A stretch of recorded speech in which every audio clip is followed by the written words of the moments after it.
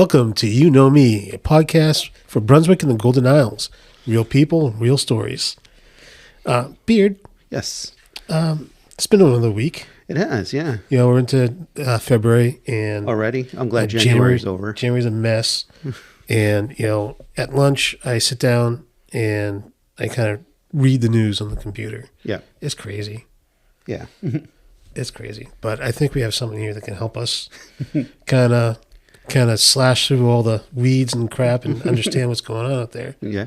And, when we first started this podcast, we're talking with real people, real businesses. Yes. So, but yeah, so here today we have somebody very special, legend in his own right, Mr. Scott Ryfun. How are you?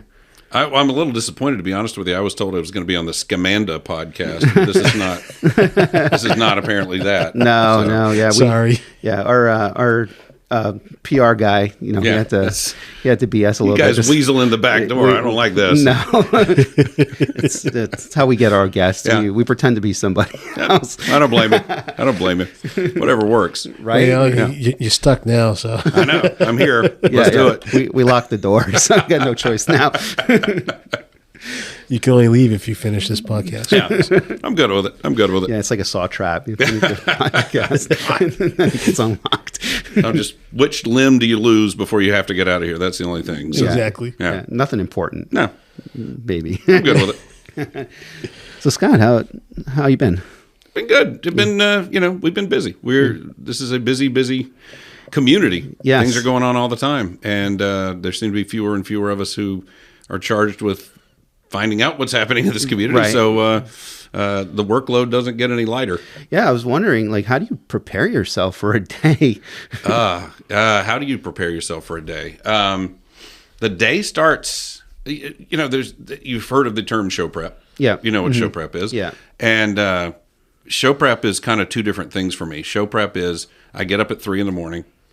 I get here by 4. I spend an hour looking at computers and making sure everything in the building is working. Yeah. The logs look good for the day because I'm in charge of all 5 of our stations. And then at 5, I start doing what they call show prep, which is I start looking through all the news, finding out not just what we're going to talk about, but what I'm going to say about it. Right. Because you're going to get the same news everywhere. Yeah. Everybody's going to cover the same thing. What are you going to say about it that's going to make it different? Right. What are you going to say about it that's going to make people go, oh, yeah, I need to listen to what that guy says about it because it's not what everybody else is saying. So you do that. But then there's a second component of show prep, which is the rest of the time that you're alive. You're walking down the street and you see something, you go, well, we got to talk about that. Right, right. Some ambulance screams by, I got to figure out what that is. We're going to talk about that tomorrow. I between here and where my destination is, I passed 234 signs on the side of the road. Why do we have so many signs? We got to talk about it. So, right. Show prepping for a show like what I do never ends. Yeah. You're always in that mode. Yeah. And how do you, so I guess that show prep also involves, because you do get a lot of callers that call into your show and they ask, you don't know what questions they're going to ask. No. And you do kind of have to be ready for, I have two things. One, I read a lot of stuff all the time, and I try to read a wide variety of stuff because, you don't know if somebody's going to call about something that happened next door to here, right, or about something that happened in Afghanistan. Right. So you do kind of try to have a breadth of knowledge of what's happened or what they may call about, but then also I've got pretty strong Google foo. So while they're bringing it up, I can kind of start going, okay, where are we? Okay, I know what we're talking about. Okay, I see it now. I saw it. I was listening this week, and a caller called in about a topic about Gaza and the Philistines, and you were able to pull up this, which I didn't even know about, a definition of what, where the Philistine name came from, and there was a derogatory word for. Yeah, actually, that wasn't pulling it up. That was the brain. It was a derogatory term that the Romans used for the Jewish people that were there. They would call them Philistines. Their word was Palestinian, whatever. And it was meant to denigrate them, and so that's where that name came from. Yeah, I was like, holy crap. That was it, yeah. And there's a really good guy named Robert Spencer who his area is the Israel-Palestinian, that whole strip there. And he's written, a dozen or so books on the history of that area. And some of the rhetoric that goes behind it and that kind of thing. And it's really good. I've had him on the show a couple of times. I met him up in Washington, D.C. when we were doing an event up there, and the guy's tremendous. He's written 2 biographies of Muhammad. Wow. So you literally, it's just like, it's interesting. It's good stuff. So you're constantly reading? I am. The sad thing is, because there is so much news and so much availability of news and so much availability of short form stuff, and I know that most of what's going to come is going to be probably current stuff. I was actually lamenting this week the fact that I just don't get to dive into books as much as I used to. And I probably knocked out 20 or 25 books last year, but I don't get to really just sit down and delve into a book like I like to. Yeah. And I don't get to read fiction as much as I like to, and I really miss that. So you can't just say what a good Stephen King book. I can't do that. I was actually saying that with my son the other day, but it was something I read 30 years ago, and that doesn't really count. But I'd love to. I mean, I did. I'm reading an Isaac Asimov right now, and I did finish a Philip K. Dick one the other day, so I haven't even read anything new, I guess, as far as fiction goes. I mean, the Philip Dick one was from the 60s. So so it's always current affairs. Right there, right on top of it. But the funny thing is, you go back and you read old books, and some of them are, during the pandemic, I got the bejeebers scared out of me because I went back and read 1984 again, and I went, holy cow. I was about to mention 1984. Yeah. Well, no, when you're a teenager in high school and you go, whatever. But then when you're an adult and you've seen the world around you and you read that and you go, oh my God. I had, it's just funny you said that. I had the same revelation. I was thinking about, listening to all this stuff's going on, and I'm like, oh my God, this is 1984 or about to be something like that. And I told my kids, you guys go back and read this. Mm-hmm. Yeah. I spend a lot of time begging people to read 1984 now. Yeah, I told my people listening, read that book again. Yes, please. It's not a long book, but it's very poignant right now. Yeah, and keep the razor blades really far away from you by the time you finish the book, if you would, because it's not that kind of book. So, how long have you been in radio? It's early February, so it's 31 years this month. Wow, 31 years. You don't look like you're old enough to be in radio in 31 years. Wow. Oh, I'm old enough. I got the creaks and the groans to tell it. Full-time radio, 31 years this month. Yeah. Wow. Was last November would have been 31 years just in radio, period. I had an interest in doing talk radio, but I didn't think it'd go anywhere. And I got done with college, and I came back home because I wanted to be home because I spent 4.5 years away at college and didn't like being away from home. Right. And so I came back here and was working retail, working in the mall. And a buddy of mine said, hey, we got a part-time overnight weekend job available. Do you want it? And I said, well, sure. What is it? And what it was at 11 p.m. my shift would start. And the station was they had 2 stations on the Causeway, and they were totally automated. And my job was to make sure that the station had a 5-minute newscast at the top of the hour, and it ended at that time. They had a music satellite feed that started music and then went dead at the top of the hour for the news. The music started at 6 after the hour. So my job was every hour play a minute's worth of commercials and then sit and wait for the next hour. So you want to talk about getting to read? Man, I had books going. You didn't have TV in the station back then, Right. So I eventually I wound up buying one of those little 5-inch TVs, but and then walking around the building trying to figure out where I could get a signal. But I did a lot of reading during that time because I was there, there for 6 hours. Wow. And 11 p.m. to 5 a.m. and I am literally working a minute every hour. So it's kind of, you got a lot of free time at that point. But it was interesting because it's all pre-internet stuff. So they had like a news wire, and you'd go read through the news wire and go, oh, this is cool. This is like the real professional newspaper guys have. So I did that for a little while. And I got my car broken into 15 minutes into my radio career. So I probably should have said something there. But and about a few months later, I just wasn't happy doing the mall job. Right. And I loved the mall, and I loved mall culture and all that other stuff. Yeah. I got to tell you, I love that. But it wasn't going anywhere, and I had gotten a girlfriend that I wanted to be serious about, and I knew I could not be serious about her on a mall job.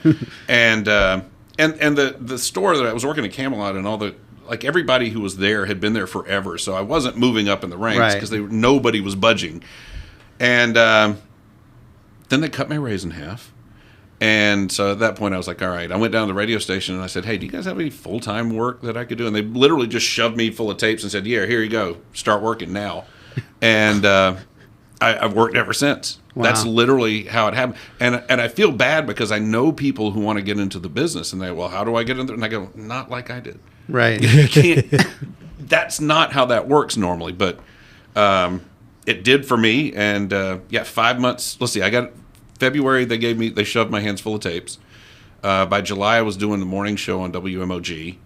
And then, just kind of took off from there. And by the end of that decade, I was program director. A couple of years later, I was operations manager. And so, and then eventually I got to do what I actually wanted to do, which is a talk show. Right. So, but it took me, I had to learn every other job in the building for 18 years before I could do the talk show. And there's nothing wrong with that. No. But the thing was, every time you learn how to do something, it's what I always tell young people, tell the kids, every job you can learn at your job makes you more valuable. Right. So when they sit back and go, hey, who's useful to us? Because, they pair things off sometimes. And, who's the most useful to us? Well, that guy does this, this, this, and this, whereas that guy only does this. Right. So this guy we need to keep. That guy we're going to have to get rid of. Yeah, that's my philosophy. Like when I started my career, I'm going to learn every single aspect that I can. Because if somebody calls in sick or something happens, at least I know I can pull my slack or know how the whole thing, the cog in the wheel works. And you're more valuable to the operation that way. Yeah. And so when it's time for them to make value decisions, and so we've been sold 7 times since I've been working here. And, I've survived all those, thank goodness, knocked particle board. And, it's been interesting to watch all the changes over time, but you're always having to learn. I've seven sales and I think 7 different automation systems I've had to learn. Wow. And every time I learn one, I go, oh, God, I'll never learn this. And then, all of a sudden it's just kind of second nature. And that's about the time they blindside you with a new one. Yeah. Right, they change it again. Yeah, they're giving us a new one this year, actually. So, Now, how long has Straight Talk been on the air? Oh, golly, Straight Talk. That's a good question. When I was in college, I used to listen to it. John Gregory hosted it, and John later, I was in college and I'd listen to it in the mornings and drive into my mall job and listen to John and go, God, that guy's a big blowhard. And he became a really good friend of mine. You get to know these guys and you go, oh, okay, I see. There's a radio thing, and then there's who they are, and there's a lot of intersection there, but there's also you have to be a little bigger than you really are maybe to be on the radio. And John got to be a good friend of mine, but it was on then, and that was 90, 91. Wow. I was really listening a lot in 91. Wayne Stewart was the owner of WGIG, and he started it. So I'd say late 80s it started. Wow, really? It's been that? Yeah. And then Lauren Nobles came to town and took it over, and he did it for 16 years. And, I was his program director, and I was going, golly, he's so lucky he gets to come in and do that show every day, because I really would love to do that show. And then I said, here's what I'm going to do. Because I tried all these different air shifts. I've done the country shift. I've done rock. And I've done, I've done the hot AC stuff. And I just kind of said, you know what? I'm going to make myself his fill-in. And then when he's done, I'll be in that position. And I'll just, that way people will be familiar with me. And I can just slide right in there. And so that's, I was in the position to be able to do that. So that's what I did. But, yeah, he called me one day and just said, all right, I'm done. Wow. I want some free time. It's getting up that early. It's not easy. Yeah. And the older, Lauren now I think he's 88. Wow. So, I've been doing this for 13 years now, or 12 years and some change. And so, he was mid-70s, and he was ready to move on to enjoying life, which is not something you can always do when you have to get up at 4 in the morning. Yeah. So. 3 in the morning. Yeah, it's fun. People always go, well, what time do you go to bed? And I go, when I can. Yeah. Because there's not really, the world doesn't operate on the same time frame that you do. You can't go, well, everyone, in order to get 8 hours of sleep, I'm going to have to go to bed at 7 o'clock tonight so I can get up at 3. And everybody will go, okay, well, we'll quit calling you. Large events will stop happening. The Super Bowl will move earlier. That doesn't happen. So we'll have all our county commission meetings in the afternoon. Yeah. So you just eventually go, you know what? I'm here at your disposal. But don't get upset if at 3 o'clock in the morning you find me passed out or something, you know. So usually, actually, what I do is I get very little sleep during the week, and I know this is absolutely not scientifically supportable in any way, shape, fashion, form. It's not my health advice to you, but I then try to make it up Friday night, Saturday, just by sleeping large chunks of time. So that's kind of it. Here you are Saturday morning. Well, so no, by 11, we're usually out. So it worked out exactly right. When you said 11, I was like, well, that's the time we usually go out. So, okay, it works out. That's fine. So do you try to go to like every county commission meeting, or how do you report on that stuff? I let other people tell me what happened. Nice. Kind of like the Cliff Notes. Yeah, well, you know, there was a point in time in the late 90s where I did go to these meetings, and I realized it's kind of like, well, you guys have been on a movie set, right? Yeah. Oh, okay. Yeah. I'll give you a good example. I was thinking about this week. I was on the set I spent about 22 hours on the set, straight hours on the set of Lethal Weapon 3 back in 91, October of 91. And of the 22 hours that I was there, it's probably about 17 seconds of film Right, yeah. in that movie that I was there for. And, you know, there's a lot of hurry up and wait. It's Yes. not quite that bad at a county commission meeting, but it's pretty ridiculous. There's a lot of time wasted, a lot of things. So what I would usually do is we've got like the Islander, Pam and Matt, and they cover it every time. They'll send me a little summary. And if anything is really explosive or potentially explosive, the good news is somebody says, hey, keep an eye out for this. Right. Hey, pay attention to this. Because, yeah, I got to the point going to all those meetings, it wasn't doing me any good. Yeah. I wasn't fresh for on the air. Right. And it was just kind of a waste of my time. But if somebody that I know knows what they're talking about can then kind of give me a summary, I can follow up. And if they say, hey, you know, here's the point in the meeting you need to look at, then I can go look that up. Yeah. So And now they've streamed it on YouTube. So if you needed to. Yeah, I can go to YouTube and pull it up and go, okay, that's the part that I needed to see. Okay, that's important. The rest of it, you know, I don't need to know. Yeah. And my wife gets mad at me because I like watching those things on YouTube. Sometimes I'll be like, is it Tuesday? Let me see. What I get is, don't you have headphones? Yeah, I do. Can you put them on, please? Yes, I can put them on. So have you've seen this area grow then from what it was to what we have now? So I mean, what do you think of the growth here in the Golden Isles? You know, it's like everything else. It's a mixed bag. There's some amazing stuff. There's some stuff that you go, you know, we were talking earlier about we don't like everything that's happened at Exit 29. Yeah.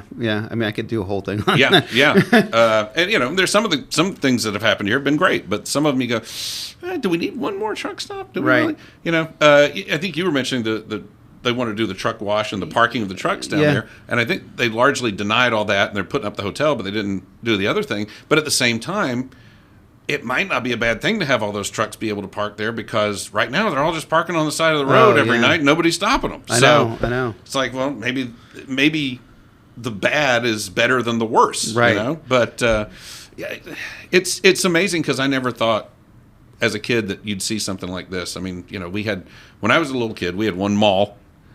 Bring it back to the malls. Got to bring it all back to the malls. Now, is that the Glenn Place, or is that the old the Brunswick Mall? The Brunswick Mall burned down September 20th, 1983. That was my 13th birthday, so I remember that really well. We were on our way to school, and I had my I had my speeder bike toy, because my mom had let me open one birthday present early in the morning, and it was my speeder bike. I was so proud of my speeder bike. And so I had that in my hand. We were driving by the mall, and there was just all chaos out there, because they were still cleaning up from overnight when the mall had burned down. So yeah, that was, and I was devastated, because, you know, It's the mall. yeah, think of all the Star Wars figures that melted in the mall, you know, in the Playland, when Kiss albums that went down in Lafayette or World Hi-Fi was what it was called then. And of course, yes, the fish and the hamsters and all that other stuff, Woolworth. But so yeah, we had that, and then Glenn Place was going to be built at that point. They kind of accelerated that. They opened that in March of '85, and I thought, wow, we actually have a real mall with, and again, compared to everywhere else, maybe it wasn't that great, but for us, it was tremendous. So, you know, and that's one thing. Like I for whatever reason, I've always kind of been a shoppy guy. So, and my wife is not a shopper. Isn't that weird? But yeah, like I always pay attention. Like I kind of judge how things are doing. How's the retail doing? Oh, okay, good. That's. And so when we had the big mall, I was like, okay, well, things are going well here. When they were putting that Jekyll Village together. I remember they came to the Exchange Club, and I was in the club at the time, and they had a thing, they presented here's the beach village we're going to build on Jekyll Island and everything. And afterwards I went up to them and I was like, hey guys, you need more retail here. Otherwise, I think it's a great plan. So, it's kind of how I always judge things. But so retail-wise, we've done pretty well.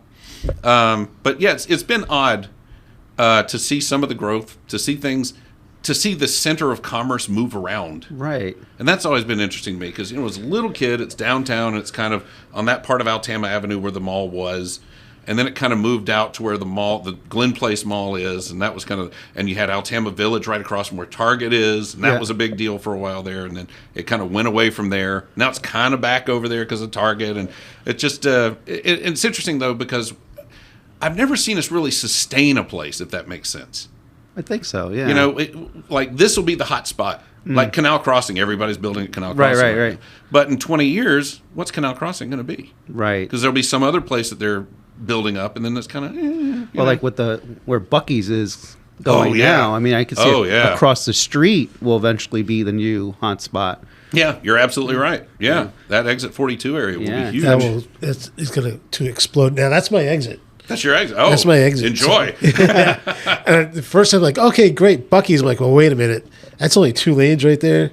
Yeah, and I'm gonna have to find another exit. Yeah, it's gonna be rough. But they'll have to widen it at some point, right? Yeah, they are. They're actually starting to work on it now. And Buc-ee's is going to bring a lot of business. The nice thing is, I think it will eliminate. We were talking about the truck stoppiness of exit 29. I kind of feel like Buc-ee's will put a halt to a lot of that because they've got the gas part covered. You're not going to out gas station Buc-ee's. Right. No. You're not going to out bathroom Buc-ee's. Right. So, like when you go to Daytona, what's right next to Buc-ee's is an outlet mall. Yeah, and a Costco. Yeah, big stuff. Big, nice, again, retail. See, that's where I'm thinking here. They have a decent one of those new style Barnes & Nobles right there. And, I feel like that would be the thing that would be drawn to that area instead of more, what can we do with a gas station and a truck stop? But I could be wrong on that. But That's just a blank space up there. I mean, it's just a clean palette. They can just, there's nothing there, so they can put whatever they want now. Tabula rasa. And usually you notice that there's a Costco always next to a Buc-ee's. So. Yes, there you go. Well, maybe it's going to happen. Maybe. The thing Sam's can do really, really well. So if Sam's is doing really well here, I mean, we go to Sam's every week, and it's packed. It's packed. Like, it's I'll amazing. tell you, do you remember the little kid? What was his name? Christopher Barrios. He was murdered in the trailer park. Okay, yeah. And we were out there covering that story. A 6-year-old kid, just a horrible, horrible story. And, at the time he was missing, and they were searching for him. And, of course, later they unfortunately found him the way they found him. But I remember Woody Woodside, head of the Chamber of Commerce, we were out there by the trailer park where he lived. And Woody kind of took me aside and he says, okay, we're doing all this. But he said, now I want you to look over here. And we were looking at these woods, just woods and woods and woods. And he goes, that one day, and this was, I don't know, 05, 06. He goes, that one day, that's going to be Sam's. That's going to be Sam's. That's going to be Plaza. That's going to be, and he knew. He already had it all mapped out. And then, of course, it all turned into that. Yeah. That trailer park went away, which, again, ain't nothing against the trailer park in general, but, with kind of the curse that accompanied that one, you're kind of glad to see that one go. But, he had it all kind of mapped out in his head, what was going to be where, and he was right. Sam's is taken off. I was a little dubious because Sam's that happens in Jacksonville. Right. That happens in Savannah. That doesn't happen here. Yeah, not in Brunswick. Yeah. And it's done great. It thrives. Oh, I see it's all the time. Like I go there and the parking lot's full. Their checkout lines are full. It doesn't matter what day you go, too. It's always packed with people. Yeah, always. So, it's when you talk about growing up here and you see the growth, a lot of it's really positive. But there are times where you go, maybe that stuff's not so much. Yeah. But we're doing. It's the other funny thing is we're doing a lot better than Bryan County right now. I always have elected officials say to me, we're growing exponentially. Well, we're not growing exponentially. I mean, we're growing well. Right. But, like if we had 25 people, we don't have 125 the next time around. That would be exponential. Right. But I started checking, what is our exponential growth? And the 2010 to 2020 census, Glynn County grew about 7-8%. Not bad. No. That same span of time, Bryan County's population grew 44%. Wow.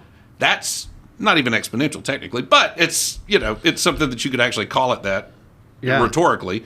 But they're dealing with some problems. We moan and groan about our growth because we got a tree cut down. They don't have the infrastructure to support the influx of people right now. They don't. They don't have the services. They don't have fire. They don't have police to support a 44% growth in 10 years. I mean, almost nobody could do that. Right. So, I'm happy with our growth. I'm okay with a lot of it, and I'm glad that we're not getting what they're getting. Yeah. It's manageable. That's the thing about it. It's manageable. Yeah, and it has to be. I lived we first moved down to the southern area 20 years ago. We moved to Bluffton, South Carolina. And just like Brunswick, you have to go through Bluffton to get to Hilton Head. And their main road, 278, was basically 4 lanes. And on Saturday morning, you avoid that place because it's backed up all the way to 95 almost because people trying to get on the island for their timeshare, that Saturday turnaround. Oh, geez, yeah. The time that we lived there, they had built a second road called Bluffton Parkway, which ran parallel to to the 278. Was it a paid road or? It was paved road. It was. Paid? Was it? Yep. It was was toll? No. No, it was not a toll road. It was just, but it allowed residents to get to where they needed to get to. Because how did you keep the tourists off of it? They really didn't. It was never really promoted. They say, "Hey, come check out Bluffton Parkway." It was more of just something that was done, and the locals knew about it. And they had just started working on it. We moved there, and they finished it, and they actually extended it to where it merges onto the bridge as well. So now you can take that as an option. But, I mean, it grew. I mean, and that area was growing, kind of like how Bryan County was growing, because it was beyond exponential growth because they were literally growing houses. Wow. And they had to build a second high school, and they had to build this.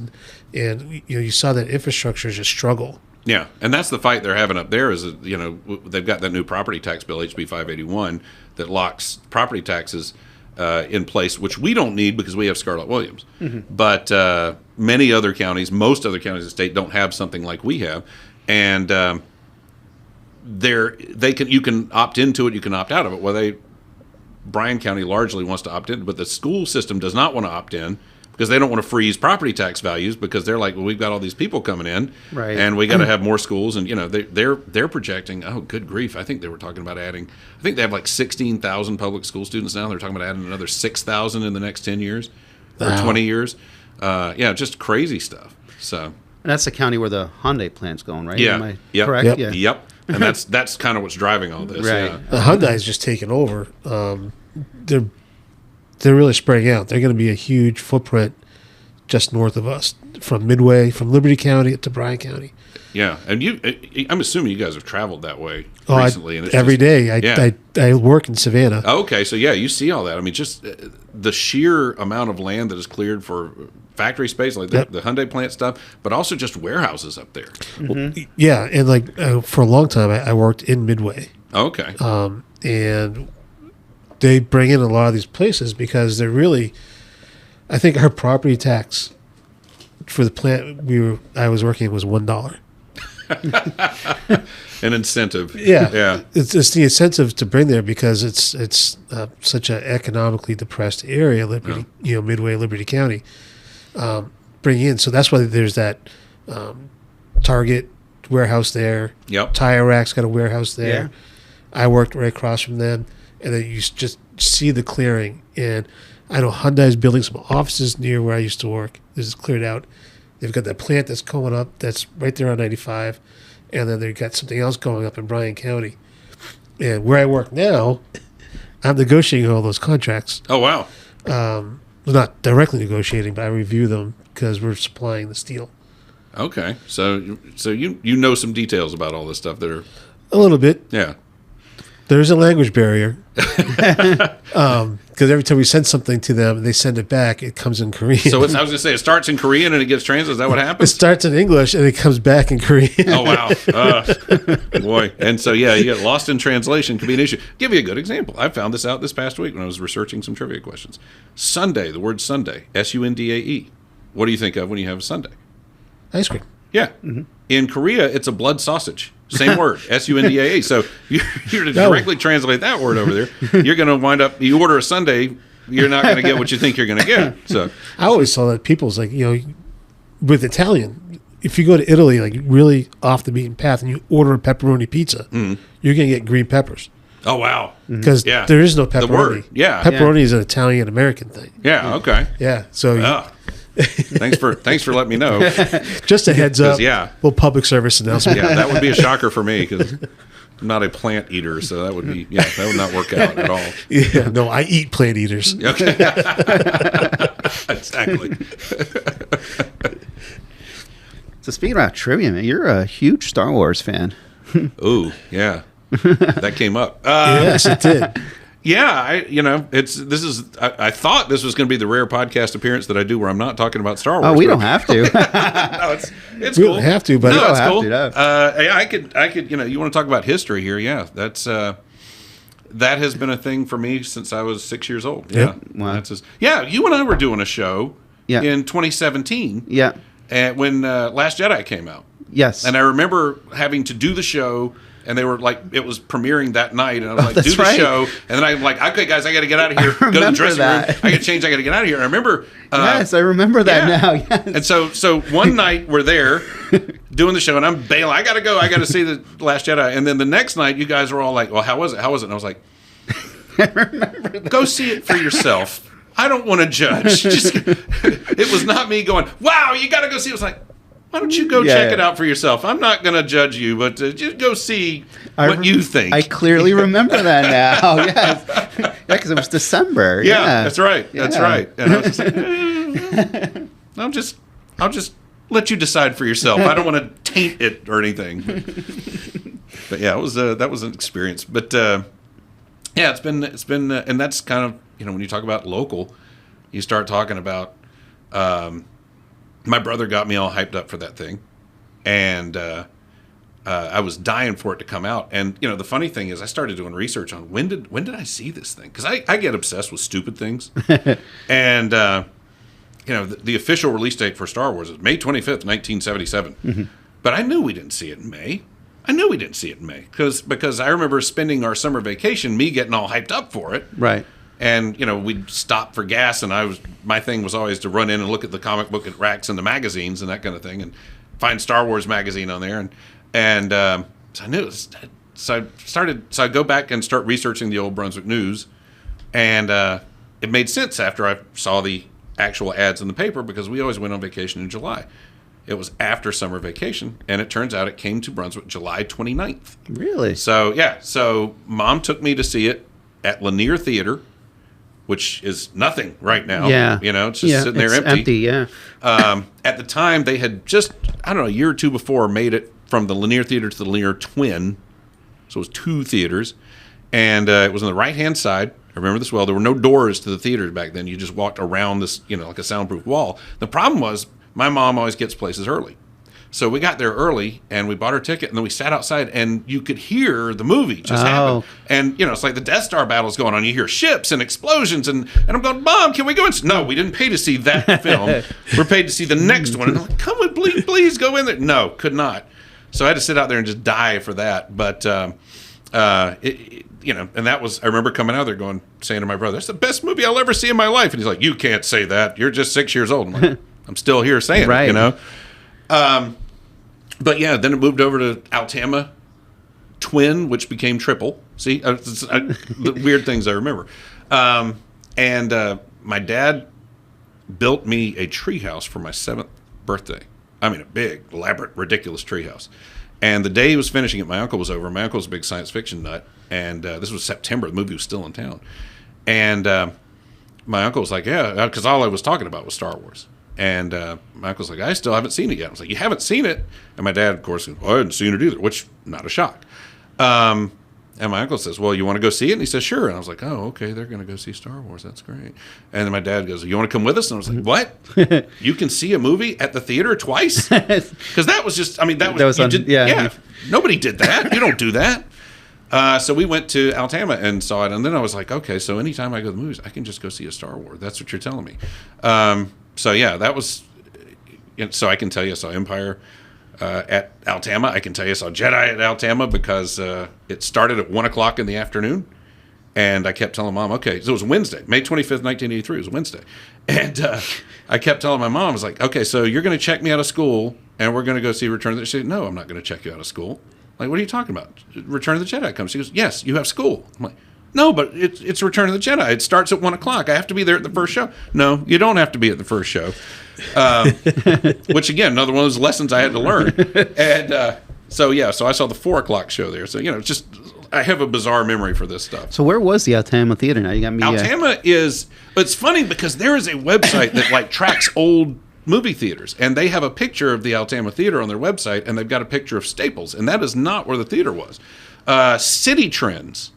Okay, you know where the big City Trends is? And that part of the sign is a lot taller than the rest of the plaza. Yeah. That's because it had a big movie marquee there, and the signs for the showtimes and everything were right there. Oh, so okay. that was Altama. It started off, like I said, as a twin, and then they added a third screen to it. Yeah.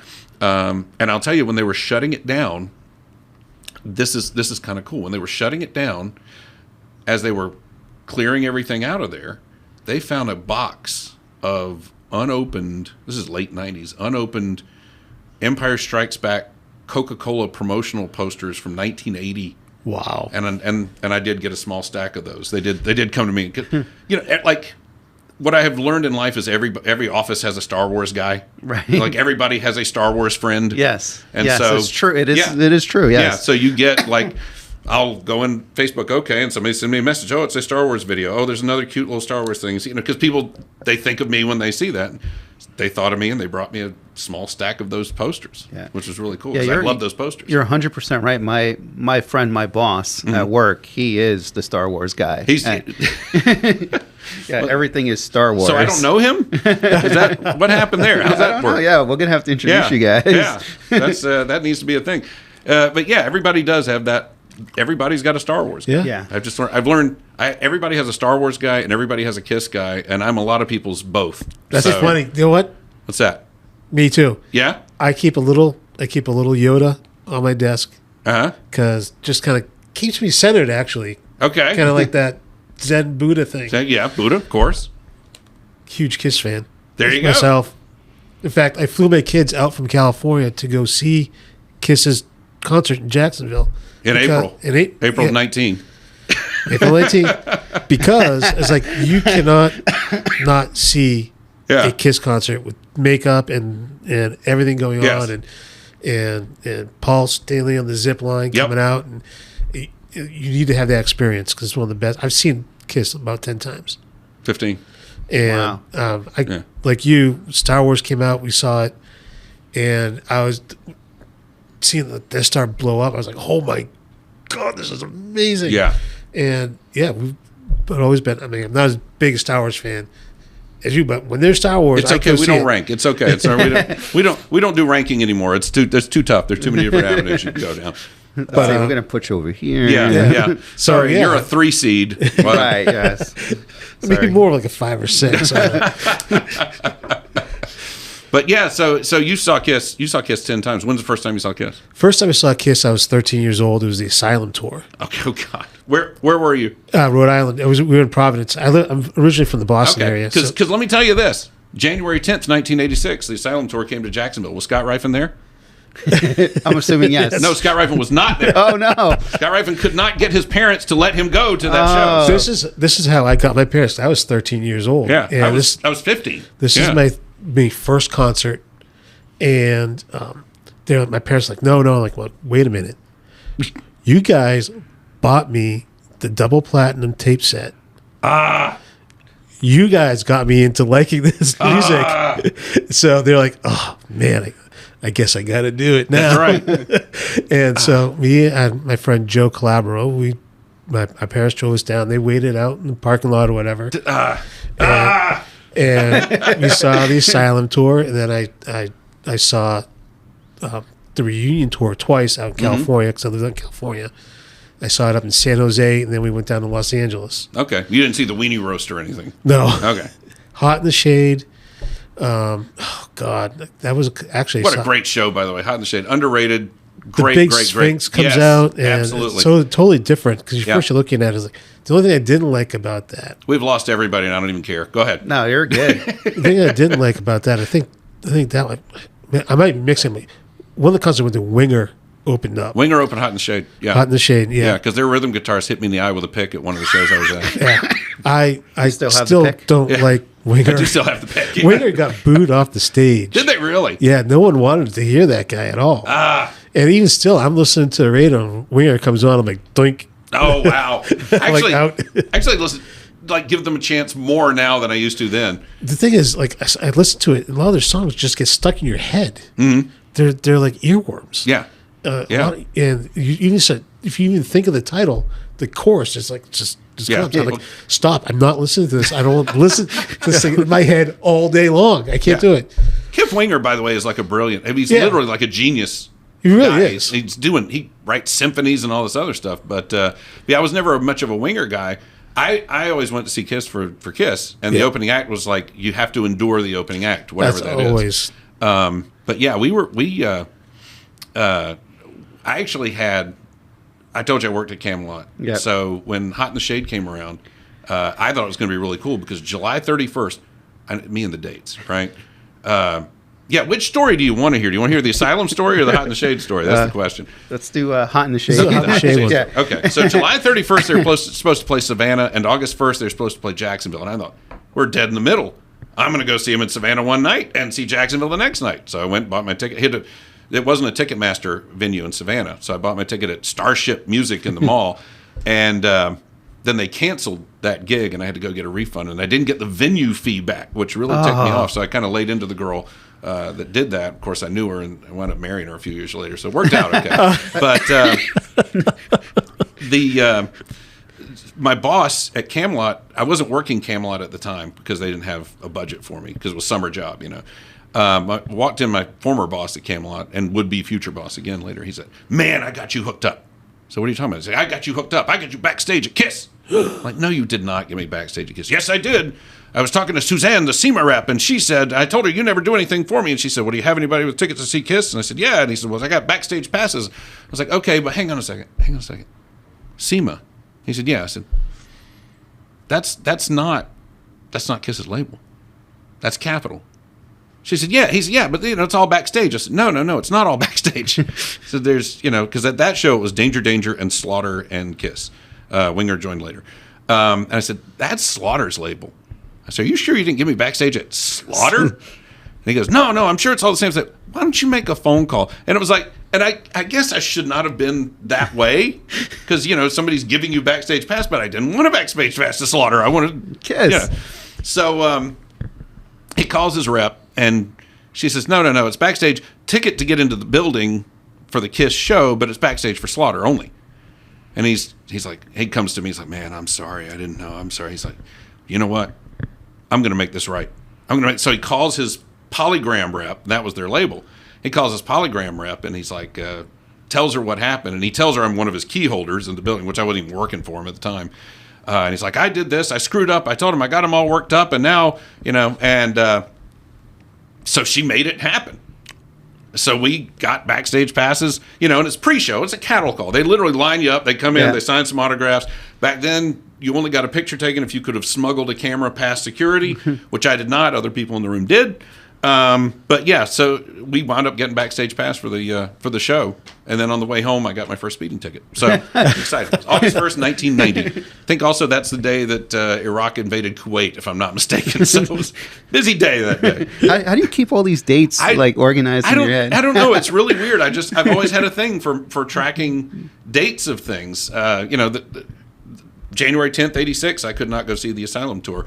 And I had an elaborate plan. A buddy of mine told me he'd get his sister to take us down to Jacksonville, and I would sneak out. And then, of course, I showed up for the day. I was like, and I'd left, like every Friday, I would walk from Brunswick High to the Brunswick Mall, and I would buy comic books. That was my comic book day, it was Friday.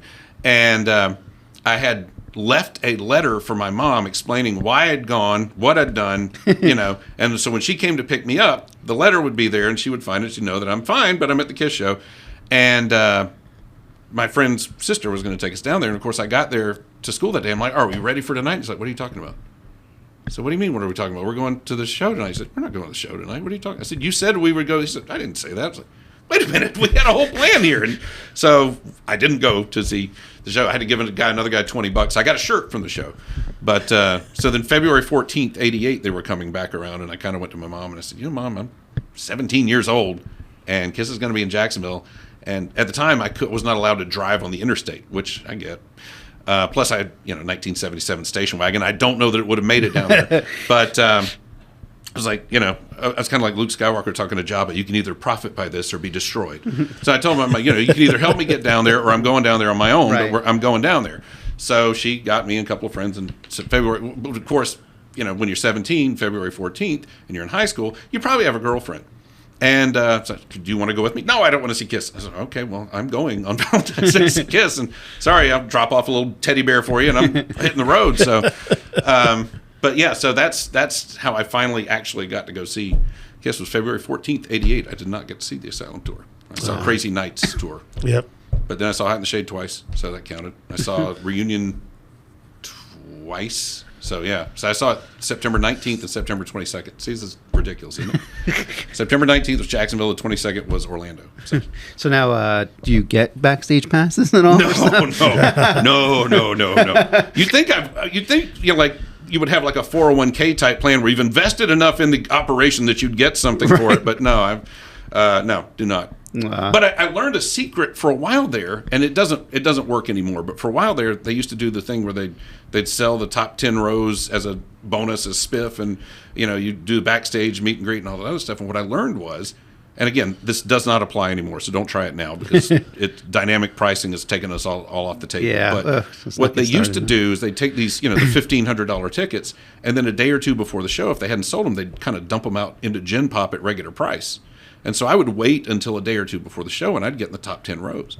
And it got to the point where it's just like, I'm not going to go to the show unless I'm in the top 10 rows. So most of the times I've seen them now, we were in the front 10 somewhere. Yeah. So nice. Yeah. Ticket pricing is ridiculous now. It's yeah. Well, yeah. And I'll tell you one of the things that made me say, I've got to be in the front 10 rows. Or in 2000, when they were doing the farewell tour, I saw him down at West Palm on April 8th, 2000, and then April 15th, 2000, I saw him in Atlanta. And a buddy of mine was tasked with getting the Atlanta tickets because, again, the internet was not what it is now. And he kept telling me, man, I got the tickets, and they're dead center. They're awesome. They are dead center tickets. You will not believe this, man. These tickets are dead center. So we got to the thing, and he was right. They were dead center. They were about one row away from being out of the building, but they were dead center. So, to me, when you pay the money you pay for tickets, and even in 2000 they were a little bit steep. Yeah. Now it's insane. It was blown up. Yeah. But when you pay that kind of money, you should not spend all of your time watching the screen. Right. Yeah. That when you're that far back and you pay a lot of money, you're watching the screen the whole time. So it just, to me, I was like, you know what? I'm not going to shows anymore where I sit and watch the screen because I can do that on YouTube. Right. Exactly. I'm going to be in the front 10 rows. So, yeah. I mean, the dynamic ticket pricing and fees. I mean, it's like my kid wants to go see. We've been to plenty of concerts, but he wants to go see Avril Lavigne. I'm like, all right, and we like to do the Pit. I'm like, all right, Pit, whatever. And her Pit tickets were outrageous. I'm like, you don't even get a chair. No, I'm like, it's and it's. I think she's only got like one opener, so it's not like it's a bunch of openers. It's and not a festival. Yeah, it's like almost with the Pit ticket, the pricing, the fees. It was going to come out to like over $200 a ticket for Pit, and I'm like, that's ridiculous. I'm like, for what? I mean, when we saw the April 19 show in April 2019 show in Jacksonville on the end of the road tour, I waited on that dynamic pricing for the prices to drop, but we were on the 7th or 8th row, and we paid $300 for each ticket for that, and it dropped from $450. Yeah. We waited till the drop, and I was like, I don't think it's going to get any lower. So Junior and I went and saw him there. Junior was at the last show with me in 2000, October 7th Charleston. Wow. You know, the original 4, the last show they were played together. We were there. Nice. It's kind of cool. That's awesome. Yeah. I told you we lost everybody, but you know. No, but it proves my point. Everybody has a Star Wars guy and everybody has a Kiss guy. That's And right. sometimes it's the same guy. Seriously. And there's nothing wrong with that. No. If you're that guy, there's Yeah. nothing wrong with that. No. Yeah. So I actually have a couple of trivia questions for about Star Wars. Okay. Just Okay. like 5. Okay. This happened to me. Someone did this to me. I was on a podcast about my cheesecakes. What? And this guy pulled out these questions. I had no idea he was doing it. And he tried to stump me on Cheesecakes. on Oh, cheesecake geez. novels. Okay. So these are stumpy questions. Oh, I may be in trouble. I'll give you a warmer one. Okay. How is Kylo Ren related to Luke Skywalker? Oh, he's his nephew. Right. Which character has appeared in most? C-3PO. There you go. Okay. Here we go. What species is Darth Maul? Oh, Darth Maul is oh God. I know this. I know this because I got really frustrated with a novel where one of his species was in there. He is it's got a K in it somewhere. Oh God, why am I blanking on this? This is the problem with age. Yes, I should it is. know this. I should know this easily, and it is not coming to my brain right now. God. Isn't he from a witch or something? No. Well, it's he's Dathomir. Yeah, I mean they're from Dathomir, and his brother is Savage Opress, and the species is he Dathomirian? Is that Yes, what it it is. Okay. And the Millennium Falcon one I'm going to scratch. That's way too easy. What? Lando Calrissian. Yeah. Okay. And last one. What is Chewbacca's home planet? Oh, Kashyyyk with 3 Ys. That's right. Yeah. Where are the Yeah. tough ones? What? Well, I just picked 5. These are actually not mine. I got these from the Reader Digest. 100 Okay. trivia questions on. So I have to give them props for it. Okay. I just kind of thumbed through and I thought I'll get a couple easy ones, but I like that Darth Maul one. That was Yeah. The Witches of Dathomir would it's kind of a really kind of weird story, and they would go like the men were kind of neutered in their, not neutered literally, but they were kind of powerless in their society. The women would kind of use the men, and Maul and Oppress kind of broke that mold. So yeah. And bonus question. Okay. Were you aware that Kiss had a video game? Which video game? Psycho Circus? Yeah, I have that. I have the CD-ROM of that. Actually, But they also had a pinball game too. So Yes, Yeah, I was they gonna say, did. didn't But they- I mean, not the original, not the like the one they have at Frosty's, No, which the kills ori- me. yeah. But there was a Kiss pinball, like a PlayStation game. Yep. So I have that too. I actually, my son has it now. Oh, Psycho Circus. Yeah, I gave it to him because he's all into building computers and Oh, cool. stuff. So I had a bunch of old games that I played on the computer. It's like, well, you take them because I Yeah. don't. See, I was never a computer video game person at all. I was never. I mean, I was when Atari was big, and I kind of retired after that. So. We were not allowed. Really, We were not allowed to have video games in our house. really. Really? Yeah. Was that a financial decision, a moral decision? What was it? That was Dad's decision. Dad's decision. So it was a financial decision. is what Well, you- I think it was a financial, and I think it was more of like, why sit in the house all day long when you've got outside? that's a fair point. That's a fair That point. we're that Well- generation. It's 10 o'clock. Do you know where your kids are? Yeah. We had like, I don't know, like a ton of kids in my neighborhood. Yeah. It was always a street hockey game every single day. See, we had my parents had in our neighborhood. All you have the lots out there. My dad bought the lot behind our house, so it was woods. And my brother took and carved out a BMX track back there. And it was so elaborate, because my brother's an architect now, go figure. But it was so elaborate, so well done, that like Saturdays, our backyard was full of kids riding the track. There are people we don't know. Parents are dropping their kids off. We don't know them at our house. And can you imagine today the liability on all that? Yeah. But parents are literally dropping it. And my mom would call me over. Who's that kid? I don't know who that kid is. Huh? Lee, do you know who that? No, we don't know who it is. But they got dropped off, and they can't leave now because they're not going anywhere. But so we had the same thing. But I did have and I'll tell you, if you need it, I still have my Atari. Oh my So gosh! I don't throw things away, so it's in my storage unit. If you need to catch up on things, I will let you play my Atari. Yeah, if you need to start from the beginning. Yeah. You can- Pitfall. Oh my god! Yeah, Or, Pitfall and E.T. oh well, yeah. Go to the dump and find a copy Oh, of ET. yeah. Or, You see that documentary Yeah, on that? oh, yeah. That was crazy. Yeah. But yeah, I still have my old Atari Age magazines that I'll share with you, and Oh, wow. get caught up on that. play Custard's Revenge. That's right. I got the Coleco Donkey Kong cartridge, and we're good to go. I never owned a Star Wars game though. Weirdly enough, Really? well, you had to pick and choose what you could afford. Because there was a Star Wars game on the 2600, wasn't there? There was they eventually made the arcade game for the 2600, but the adaptation was really bad. that was really bad. Yeah. And they had the Empire Strikes Back game, which was literally a bunch of walkers, and you were in a snow speeder, and you had to just kind of shoot at the walkers until they eventually went away. Yeah. And that was it. And then when you shoot the walker, another one would appear behind it. So that was the whole game. That was kind of the problem with Atari games, is it was kind of, there was a thing to the game, and that was it. that was their Yeah. that was their downfall, was quality. Yeah. That's where Nintendo came in, Yeah, changed the Nintendo whole wrecked 'em. industry. Yeah. Yeah. And now look where it's at. Yep. I know. PlayStation 5s and so on and Oh, yeah. so on. Yeah, my son was like, because my son like has a job and a career, but he does still live at home. And he said something about a PlayStation game. I was like, yeah, well, how are you going to play that? He said, I bought a PlayStation 5. I was like, what? You're not paying enough rent, is what you're telling me right now. He's got like all these game systems in his room, and I'm like, okay.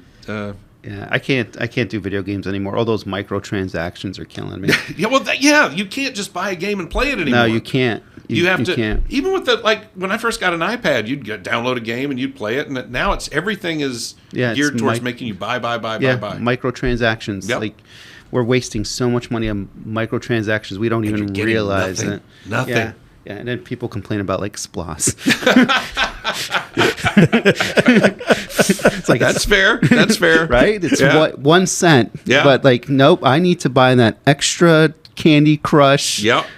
color. You're not wrong. Color for my jelly bean or You're whatever. not wrong. That's the thing. Yeah, I fired up a Madden on the iPad the other day for the first time in forever, and it literally, because when I used to play it, it was Madden and it was a game, and you got guys and you played it, and now it's, do you want to buy these guys? Do you want to buy this? Yeah. Do you want to buy one of these? You can't even get to the game for all the No. things it's trying to sell you before you get to the game. No. It's crazy. Like Or you could be like the Jets and pick your team by who scores well at Madden. Hey, don't get started on the No, Jets. no, we don't want that guy. He doesn't score well on Madden, Yeah, so no. Yeah. we'll pass. Yeah. Or it's like, But 41-year-old Aaron Rodgers, Yes, please. Yeah. Bring let's them do on. it. it's like it's the same game, but you're going to play better because you're going to pay for that $25 skin whatever. Yeah. Yeah. No, it's insane. You're right. It's like Call of Duty. It's like you pay to win sometimes. It's and too much. And the thing is, people are willing to. Yeah. And it's kind of that gambling thing where, a lot of the gambling stuff, they create it so that you have near misses, Yep. Yeah. so that you will go, wow, this time it could be the one. Yeah. And it's kind of the same thing, I think, with those games. You near miss, but if you pay a little bit more, You You're got it. right there. You're like one block Right on the away, edge. and I just okay. Yeah, I can pay $9.99. $9.99. I can get like 10 more lives. And be yeah. like, Yeah. Or you pay $25 and you get the sword that you need to unlock Yep. the whole game. Yes. It's insane. Yeah, I can't. It's wrong. I hate it. it's crazy, but it it's smart, but it's a fleecing of America. Really, you think about it. Mm-hmm. There used to be an episode of, I think it was 60 Minutes, called "The Fleecing of America." Mm-hmm. And this is one of those things. It's it's rampant because all these kids are playing it. Yeah. No one wants to go outside and play street hockey anymore. No. And nobody down here wanted to play street hockey anyway. But I know, down here, yeah. Hockey. well, we is did a lot of other things. foreign thing. Well, it's coming. It's getting popular around here now. Ghost Pirates are doing all right, I guess. Ghost Pirates are doing great, and then you have the Icemen, yeah. down there, and They had a Star Wars night recently. I know this because everybody sent me the ad for it because I'm their Star Wars guy. Anything and Star Wars. so I have a friend whose son is big into hockey. They grew up in Florida. He's just all into hockey. Like, Well, the Lightning have legitimized it. Do the Panthers still exist? Panthers still Okay. exist. I don't know enough about hockey. Yeah, Panthers still exist. Yeah, the Tampa Bay Lightning is they do pretty well every year. And, I was like, when they started, I remember when San Jose Sharks first came out, I'm like, what? Yeah. What? That's not a cold area. This is not a hockey. Yeah. And 'cause I was a purist about it. You know, you had the Bruins, obviously that's always going to be my team. But, you know, the Rangers, the Islanders, the Buffalo, and the Canadians, and Toronto. It's like, back then it was the Minnesota North Stars. Now it's the Dallas Stars. Yeah. I was like, Dallas, what the heck? And it's like, they can't have ice down there. No.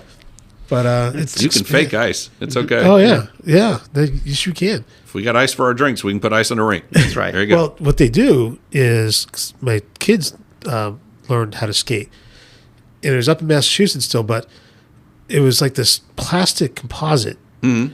And that was the rink. Yeah, And- Jekyll had one of those at one Yeah, point. they did for Yeah, they whatever do. the winter thing Yeah. they were But doing. Yeah. it would be really great if they put a cover over it, because when the sun beats down on it so long, it's like you get Really? yeah. Because the idea is like you can push and glide on it with Yeah. your skates. Yeah. But when it gets really hot, like with the sun beating down on it, you push and stop. Oh, no. Oh, no. Because it gets too soft. It gets tacky, I guess. Yeah. And that's how my kids learned to skate on that. And then this place had like 6 of them. And they had adult and junior hockey leagues. They play hockey on it. And then, well, this is great because you can come down here and have an indoor rink that you can have year round. And as long as you keep it climate control, and you don't need a Zamboni. No. He had one of those things like you had the old lawnmower push. Yeah. It was like that. It was like a planer. He just playing it. Oh, And, that's cool. and smooth everything back out. Huh. I didn't realize that. I never went to the one on Jekyll, but I remember them making a big deal out of it. And the way you're describing it, that's the same thing. It is. Because we went over there one time to try it out, but it was like it was midday and the sun was on it, and It's like glue. it's like you couldn't. And it's like, okay, this is maybe we should think about getting one of those tents or something. Yeah. I mean, But it's not like they don't have them. Yeah. I think it'd be one of those things I would love to see down here, something like that on a bigger scale where you have indoor, outdoor batting cages. Golf carts, indoor, outdoor mini golf, because in the summertime when it gets unbearably hot, it's actually weird. You're kind of stuck inside. Yeah. Yeah. And what if you had a great place where you can drive go karts, play mini golf, hit batting cage, skate? There's a lot of land here. I mean, that require a big chunk of land, but Well, there you go. Hercules is now spoken for. They've done it. The old Hercules. Yeah, well, I'm curious to see the future on that. I am too. Of course, my first thing is I'd like to see retail there because, that's in character. But, yeah, I'd like to see that. There's such an opportunity there. There is, yeah, for multiple uses, multiple things. Yeah, including retail. But yeah. yes. I'm with you. I like seeing retail come in, businesses come in. Like that's why it's so sad when you go to the mall. Well, yeah, and a lot of that is the internet has killed a lot of retail. It has, yeah. We actually, iHeart's constantly doing market research and that kind of thing. One of the things that they were talking about, just had a meeting about that Thursday. One of the things that's happening, people are starting to want to go back into stores and buy things. Yeah. People are kind of sick of sitting at home and ordering things. They want to go into stores. They want to put their hands on them. They want to talk to people about them, be able to test them out, that kind of thing. So maybe retail will make a little bit of a comeback like vinyl did. Yeah. is that maybe because we were shut in for so long because of the COVID that it's something that it's...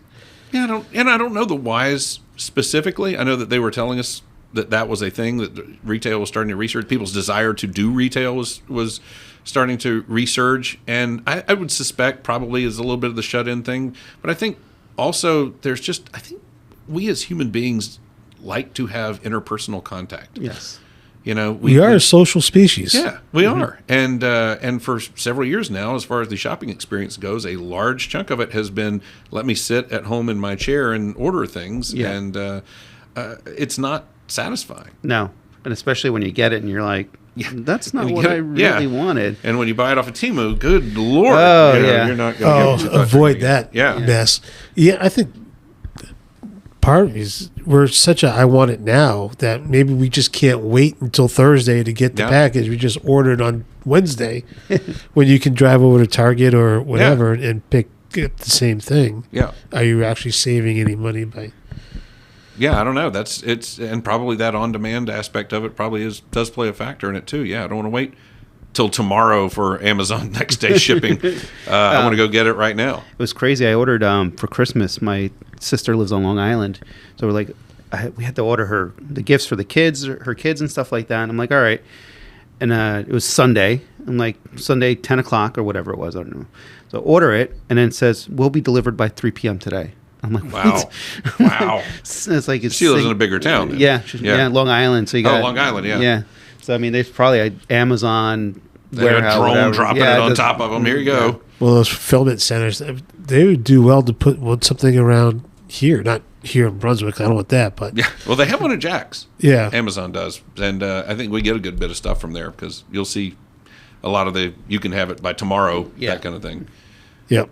Yeah, because I do the same thing with my kids because they're all in California. So I will Amazon the entire Christmas list and just have it go out there. And that's easier too because like we've got grandkids in Colorado, and we will buy them things here and ship them there, and it will cost as much as or more to ship the things to them than it would to just give them a gift card or order it and have it sent straight to them, which is kind of ridiculous. Yeah. So ordering from Amazon in that situation makes perfect sense.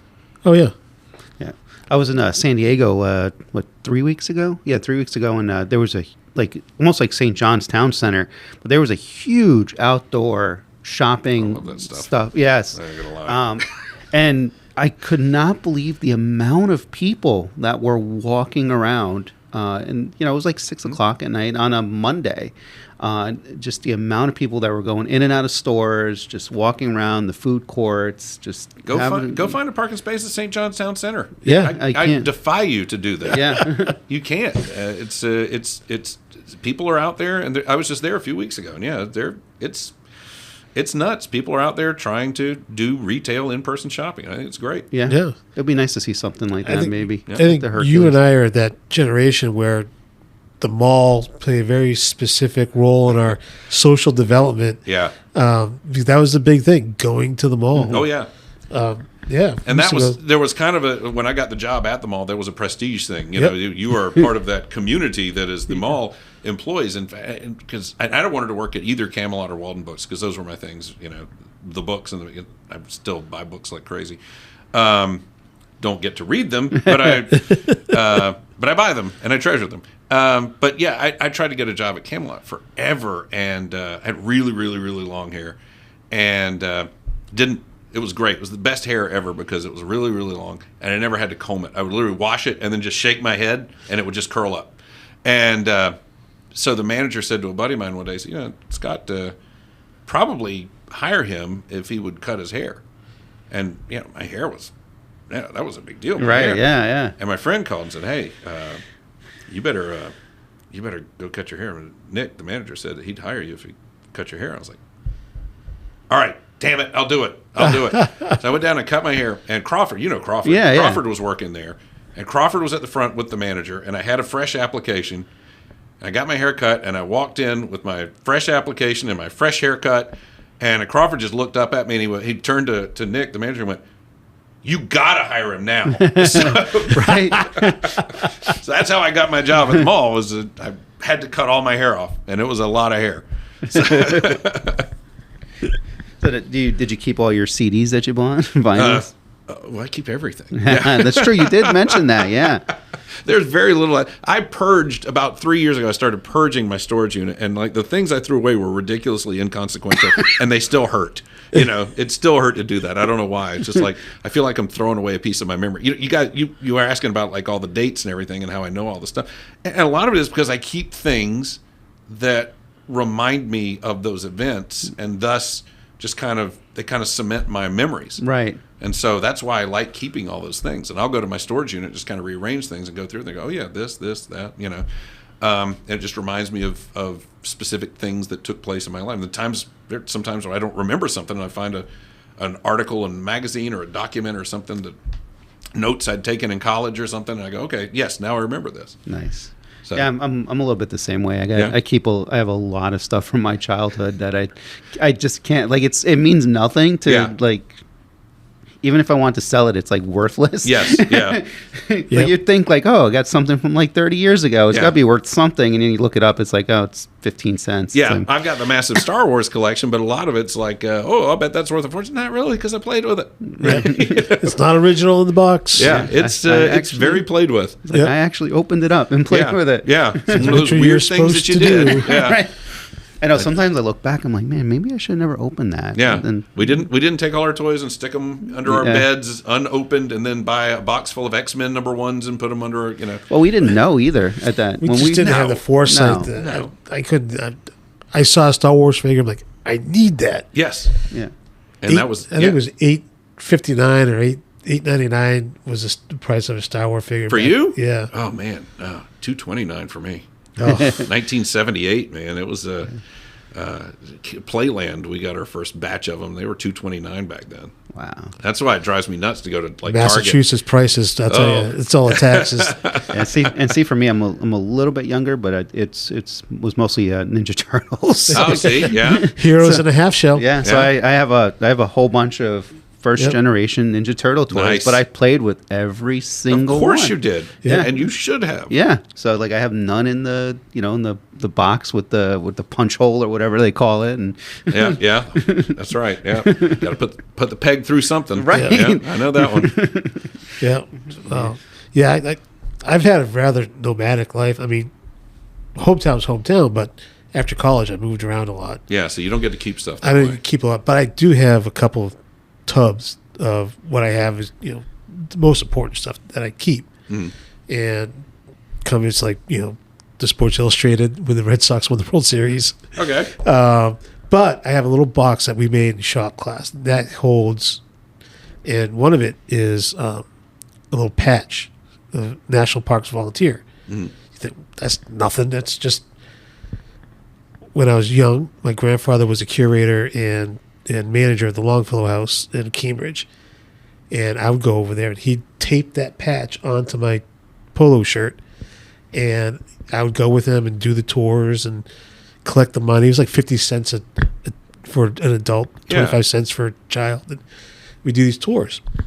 Flash forward to last year, my grandfather spent 53 years there. Most of it was as him curating the house. The national parks didn't come in until 1972. So he had all these years that were considered the Frank Buda years, because he's also a Frank Buda. And so they just had this big thing. And my cousin had a fellowship to do some research to find out more about what my grandfather did with the house. And we had a thing. My dad brought it up. I'm like, oh, and they're writing all these things up, and they're having this history. I'm like, well, I used to go over there all the time with Papa, and he'd have the patch. And like, oh, do you still have the patch? I'm like, yes, I do. And I actually have his name tag, and it was in my little handmade box from shop. That's the important stuff. I pulled out the patch. I pulled out his name tag, his brass name tag, and I took a picture of it, and that got into my cousin's fellowship research paperwork. Wow. And we were all back up there in June because they do a poetry contest for school age kids, and they have a trust in my grandfather's name, and they get a small scholarship if they win. So we were up there for the winners to read their poems and walk around and to see the house. I used to run all over that place, everywhere. There's nothing. Now you have to make an appointment. You have to stay on these runners. It's like grandpa's house. You stay on those runners. You can't touch it. And the tour was just horrible. I looked at my dad. I'm like, does this lady know who we are? Because my dad used to go there for Christmas dinner. Wow. My grandmother would cook Christmas dinner in the Longfellow House. That is really cool, though. And we started she'd bring stuff up. Like, we were in this room, like, over there in that window, there's initials carved GG. And she said, what? I'm like, that's one of his daughters. Her name was Grace, and she's very serious. They called her Grave Grace. And she looked up and was like, oh, yeah. They were there. They were there. But that's having those little things. I understand you keep what's most important. Yeah. And I still have some stuff that, still stay at my parents' house, but moved to California, moved back to Massachusetts, moved down here. I've been, South Carolina, Georgia. You get nomadic a little bit. It's tough to kind of... Yeah, because you gotta kind of travel light. Yeah. And it's not, you can't take everything with you. That's what I keep trying to tell my son. And like, I keep going in the room and finding more and more things. I'm like, son, don't weigh yourself down with this stuff. Trust me. Don't do it. Yeah, because it's, when I moved, that was one of the, when I moved from New York, from Long Island to Vermont, I couldn't take a lot of things, and then went from Vermont from here. But then when my dad passed away, and then when my mom passed away, and the house is now mine and my sister's, then we're really like, there's a lot of stuff in here. And it's like, what are we going to do with all this stuff? Yeah. And that's what my wife keeps screaming at me. It's like, we don't want to have to get rid of all this stuff when you drive. I'm like, no, just open a museum dedicated to me. It's okay. It'll be great. Yeah, perfect. This is what I'm doing. I'm accumulating a museum for you to be the caretaker. That's right. Of one day. And we had a friend who, I have a friend who, used to live here. He lives in Japan. He's lived in Japan for 30 years now, so I guess he's also 6'4", blonde and blue-eyed, so it's great. But he lives over there, and his dad was widowed, and we would go about once a month and take him dinner and sit with him and have dinner, talk, watch TV with him, just spend some time with him because his only son was overseas, and he needed a little something. He also was a big fan of these William Johnstone novels, and of course I'm always on the lookout for books. And every time I'd see a new one, I'd buy it. I'd take it over to him. I'd give it to him. And so when he passed, my wife kind of got the job of helping clean out his house. And it was all this stuff. Well, there were about 18 boxes that all said, "Give to Scott Ryfun on the event of my death." And it was nothing but these Johnstone books. And they're just like kind of cheapo Western books, and it's like, so now I have these, and I couldn't just go, I'm taking these, so it turns out my dad loves them. So I'm like parceling them out to my dad one by one, here you go, here's another one. So, but yeah, people accumulate things over the years, and it's got to go somewhere at some point. Yeah, I've learned that. You learn that the hard way. Yeah. Like when you realize, one dumpster is not enough. Yeah, we did that one too. Yeah. Yep. I had to tell my son, that's why I keep trying to teach him lessons, and I keep going, understand, this is because I made this mistake. I'm trying to keep you from making the same mistake. And then I go in there and his room's got 200 DVDs. And that's what I'm doing now. I'm starting to like slowly offload some stuff that I'm like, I'm not. It's hard though. It is hard. It's hard. It is really hard. Like it's. I filled up 16 garbage bags a couple of years ago in the storage unit, and every decision I made was hard. Yeah, it's like your heart just like. Yeah, and it's like I have to pretend like I'm never going to need this again, and I won't ever need any of it again. But until 10 years goes by, and then you see it on eBay for $5,000. No, but it's like I've got like stupid stuff like when Howard the Duck came out. That's all you need to say. That's all you need. That's right. That's all you need to say. We could just end the whole thing right now. I've got the original newspaper reviews because I knew everybody was going to say it's the worst thing ever. And I'm like, the reviews didn't show that at the time. They didn't say it was great, but they didn't say it was the worst thing ever. So didn't what's his name give it like 2 thumbs up or what? Or I don't know. USA Today gave it a 2.5 out of 4. So it was like okay, but nobody was like the worst thing ever. And so I like saved a bunch of those reviews just because just to prove. Yeah, just because one day I'm going to have an argument with somebody. I'm going to be able to go here and pull this out, and it's still there. I'm going to call you on Monday. Call it into the radio station. Yeah, like I heard Howard Duck was the worst movie ever. Not. I have the proof. It's sad because a lot of things I save are because one day I know I'll have an argument with somebody, and I don't know what that says about me.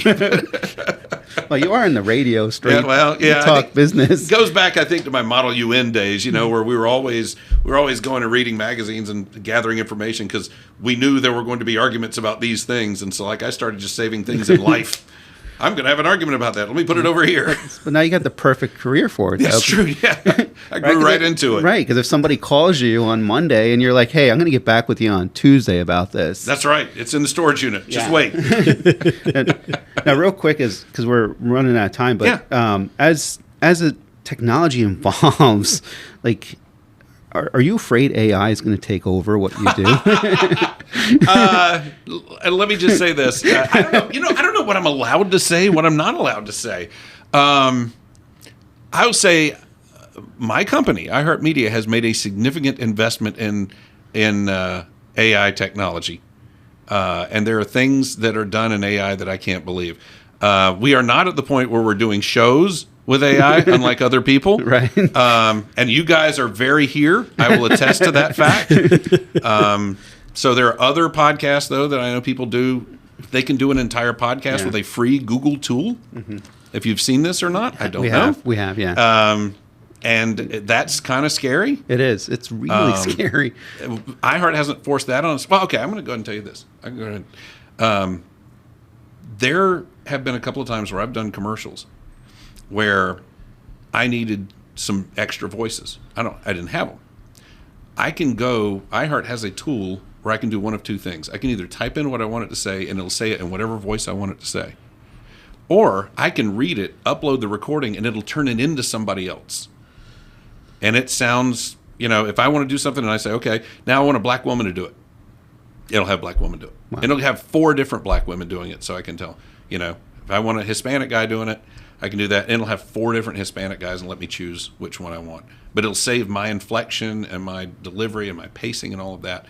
And so, yeah, I did a commercial a while back that there were 5 different voices on it, and they were all me. Wow. So, yeah, they were all me through AI. Wow. And it's kind of scary. Yeah, it is scary. But at least at that point, I was actually telling it what to say. And right. It hasn't come up with its own take yet. Right. You're not like, well, I just want to take this article and turn it into an entire episode. So here you go. But you know what the thing about that is, and the one thing AI doesn't have that I don't know AI will ever have, and it doesn't have that spark of the creative spark. Right. I mean, right now it can create, but it can only create based on the parameters that you've given it, whatever you've fed it. And you can feed a lot into it, and it can make a lot of things. But that spark of originality is gone. It's not there. Yeah, it's not there. And, I don't believe it will ever come to that. Maybe I'm wrong on that. Maybe I'm short selling it. But that's where humans will always be needed for that spark of creativity, that spark of originality, that left turn when everybody thinks you're going to go right. Right. And that's what I think saves a lot of jobs and people from AI, doing things that AI can't figure out how to do yet. Yeah. It's that part of the humanity that we all have. Yeah. To have personal stories. Like I relate about my grandfather. I mean, that's not it. You cannot generate that. Well, and AI has no emotional attachment to that. No. It has no emotional attachment to that. It just sees it as sludge that it can turn into something else. You, on the other hand, you have an emotional attachment that you can tell that story in a better way than AI ever could. Right. Because it means something to you. Exactly. And, if you told it and AI told it, your story would resonate with other people because we have feeling and emotion. AI does not. Yeah. And it can fake it, but not as well as you can do it. No, because people know what's. Yeah. They know. Yeah. Absolutely. When it's a real. Well, you would hope they would know. That's the thing. Yeah. Well, for now they know anyway. Well, that's what I. And there's about 50 or 60 people in this town that don't know still, but otherwise, yeah. But with that though, with all that stuff that's going on out there and the news things, is how do you know it's not AI generated? What are these stories really about? Is someone just making these things up? I read some things and it's like, why do people make these kind of assumptions about other people? Yeah. It's absolutely outrageous. Yeah. And it goes both ways. It's left and right, but it's mostly like coming out of MSNBC and I'm name calling. But it's just I didn't notice that. I didn't say a word. I'll even tell the person that Joy Reid lady, she comes up with, I don't know where she gets some of these things. Yeah. And people believe that. It is interesting to hear other people assess your mindset, your motivations, why you're doing something or why you think or believe something when none of it is true at all. I think she might be AI. Joy Reid. Well, her earrings are usually AI, I think, but I don't know if the rest of her is. I think the eye part may be lacking on Joy Reid. I'm not sure on that, but that's just me. But it's just scary because people will believe in it, and we've seen it in real life act on it. Yeah. And Violently sometimes, yes. exactly. And they're coming. This could be completely fake. This could be something that's just not real. And that's what my worry about the AI is. You can generate these things, make it sound so authentic. Is it Al Michaels? Not Al Michaels. For the Olympics, his voice was AI. That was not him. What do you mean? He was not at the Olympics at all. All his voiceovers, it was all AI. Whoa. It was on the news. I listened to sports talk a lot too, and that was one of the things was he was not going to be at the Olympics. All that stuff, because you never saw him. You just heard his voice. It was all AI. Wow. And he signed off on it. He said, that's fine. Was it Al Michaels? It was Al Michaels agreed to it. Okay, but it was your Al, because it sounded like you were maybe in doubt as to whether you were talking about Al Michaels or not. But no, it was Al Michaels. But he's pushing 80, so I guess he probably didn't want to make the trip. He didn't want to do all that. I mean, it takes a lot of work. So he agreed that it's AI, and it sounded just like Al Michaels. And if I didn't listen to that part of the news that day, I was wow. Yeah. Al Michaels is still doing this stuff. I mean, they did that with Alien Romulus with that actor with yeah, was it? It's drawing a blank on yeah, me. me too. Thanks. Appreciate it. Yeah, sorry. But yeah, with playing the android, yeah. And in the Obi-Wan Kenobi series on Disney Plus, they used James Earl Jones. They used a program they called Respeecher to basically take other people reading the lines and make them James Earl Jones. Yeah. Which is amazing. I'd love to be able to be made James Earl Jones in a heartbeat. But do straight talk. Yeah, I would. Do straight talk as James Earl Jones. You kidding me? I'd be doing podcasts like that. I have the thing right here. Oh yeah, no doubt. But, I hate my voice. Every time I listen to my podcast, I'm like, God, I sound like my brother-in-law. Like this is not how I sound. This is how I sound. So as we finish up, one last question, and I know it's probably gonna be retail, but as the Golden Owls grows, what would you really, really like to see come into the Golden Owls? What would I really like to see? I mean, you've been here for a very, very long time. What is one thing that you've always wanted, dreamed of, or just thinking of that you want to come see into the Golden Owls? That's a great question because I'm weird in that way that I don't spend a lot of time being wistful about what's not here, but it probably would be some gigantic retail outlet, some gigantic retail thing. Because every time they start one, I go, okay, the mall was, at the mall, it's going to be great. It's okay. Yeah. And then the Target shopping center, it's going to be, it's not bad. It's okay. So yeah, like a St. John Town Center or something here. I'd love that. Are you kidding me? And I'm sure a lot of people would hunt me down and destroy me for pushing for that. But I love this area.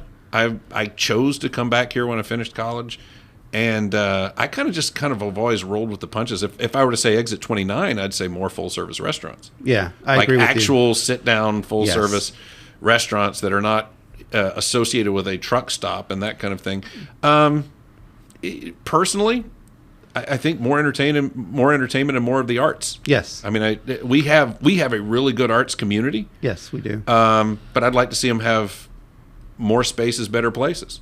Yeah. And I don't think we need a cowboy museum. But other than that, I'd like to see the arts continue to flourish here. And me, personally, if I had my druthers and to go back through all of history and have whatever I wanted, I would revive Virgin Megastores and build the biggest one on earth here. So that would be my thing. Nice. Lots of vinyl records too. Yeah, that's what I would do. Yeah. Well, Scott, thank you so much, man. I appreciate being asked. No, man, this is awesome. Thank you so much. Thank you. Thank you very much. So where can people hear you? Oh, good grief. Nowhere. Okay. Nowhere at all. People always do your plug. Don't look for me. Oh. Where can they find? Don't look for me. We do Straight Talk every morning, 6 to 10 on WGIG, which is on 98.7 FM and 1440 AM in Brunswick. We're 6 to 9 in Savannah on if you're in Savannah area and you miss us. We're on 6 to 9, 97.7 and 1290 in Savannah. all of that show turns into a podcast feed that's available on the iHeartRadio app every single day, unless something happens and I miss it. But it usually takes me about 20 minutes to get that done. And I'm on Twitter at Ryfun, on Facebook. You can't miss me on Facebook. Yeah. I'm all over Facebook. And this is a Facebook town. So Yeah, it is. You can find me. I'm there. Trust me. We'll find you. Yeah. Or else. And iHeartRadio, I'll listen to you through the iHeartRadio app because 98.7 only goes so far. It only goes so far. You're right, and that so far is not far enough. No, I'm not even out of Darien yet, dude. No. Hey, you're lucky to get it on parts of the island sometimes, and I don't know what to tell you there. No, but that's how I listen to my stuff, anyways. Cool. Well, thank you so much. Absolutely, All right, thanks. Awesome. Thank you.